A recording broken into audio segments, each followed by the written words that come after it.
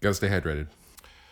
I keep these two amplifiers in my living room as kind of, I don't know, a loose tribute, if you will. This is a 1992 Mesa Boogie dual rectifier revision D, and this is an original block letter Peavey 5150, also released in 1992. Now these amplifiers changed the face of high gain amplifiers as we know them. It changed metal, aggressive guitar tones as we know them, but why? Why are these so significant? I want to really focus on the Peavey 5150 in particular, as in my opinion, it did a lot more for metal guitars than the dual rectifier did for a couple of different reasons. Now we all know how these amplifiers sound, but let's go back to a pre-Peavey 5150 or dual rectifier world as a guitar player. If you wanted a high gain guitar amplifier, you either had to pay thousands of dollars in 1980s money to someone like Mike Soldano to build you an SLO 100, or you had your Marshall modified and you used things like tube screamers to kind of get your approximation of a high gain guitar tone. However, most of these guitar tones were not readily available to someone that wasn't a high level professional musician. You just simply didn't have access to the kinds of amp tones you were hearing on the radio. There were also other notable amplifiers that you could get at the time, most notably the Mesa Boogie Mark II C+, most famously used by Metallica on their Master of Puppets record. However, you had to send in a check for $800 or $1,000 in 1985 money to this small boutique amp builder in California, and then just kind of wait for your amplifier to show up. That is a stark contrast to simply going to a music store, trying something you liked, and then taking it home. It was the Wild West, kids.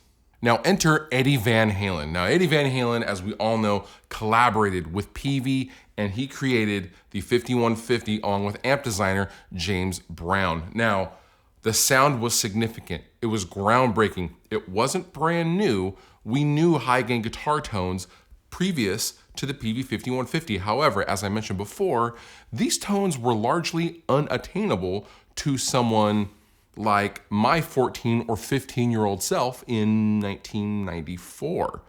The reason why the Peavey 5150 is significant, in my opinion, aside from its tonal characteristics, is it got to the mass consuming public. This got into the hands of people who would have otherwise never had access to anything remotely related to a high gain guitar amplifier. And this, when it came out in 1992, retailed for $899. That is a stark contrast to I think the SLO 100 was over $2,000 at that same time. Wild price difference.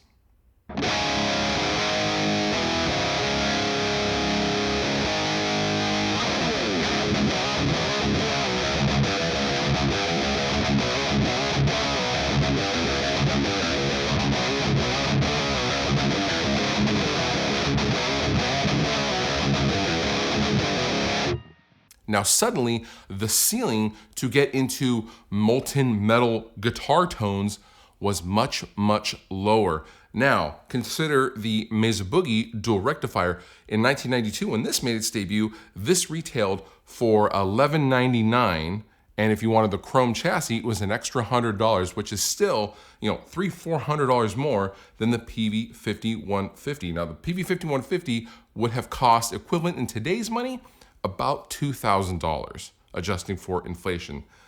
Nothing had ever existed that was that inexpensive for high gain guitar tones.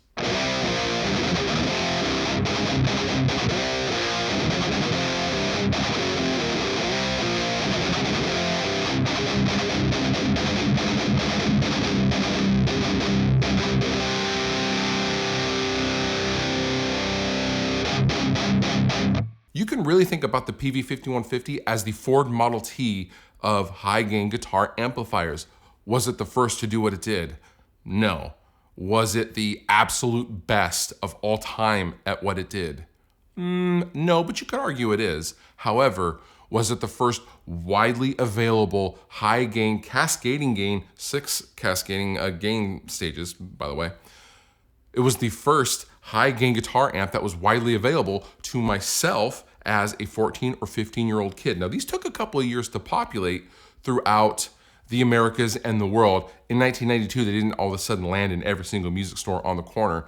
When I was taking guitar lessons in 1994, I remember the day that I walked in and there was a small group of people around a torn open box and they were playing a Peavey 5150, and all of us could not believe the tones that we were hearing. As a kid who knew nothing about gear or amplifiers and was just barely able to play the guitar, this sound was something that I would never forget.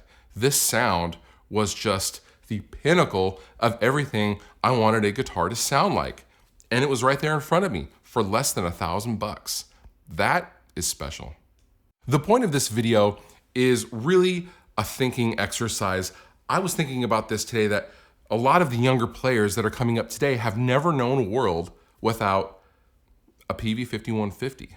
It's always been there, which is kind of weird to think as someone who is now, in his 40s. But when these things came out, they revolutionized guitar playing as much, if not more so, than the guy who helped create them, Eddie Van Halen. And for that, thanks, Eddie.